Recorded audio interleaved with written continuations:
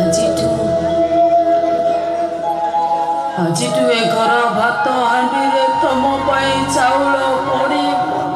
ବାବୁ ଆଉ କେବେ ବି ତମେ କହିବନି ଏ ଝୁଅ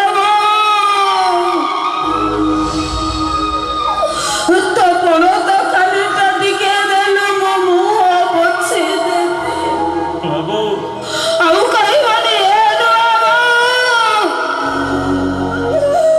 ମୋ ପାଇଁ ଟିକେ ବଡ଼ି ଛୁରୀ ଦିଅ, ଶାଗ ଖଡ଼ି ଦିଅ, ବାସି ପଖାଳକୁ ଚାରି ଥୁଆ କରିଦିଅ। ଏ ଚିନୁ ସଞ୍ଜ ହେଲେ ଚଢ଼େଇ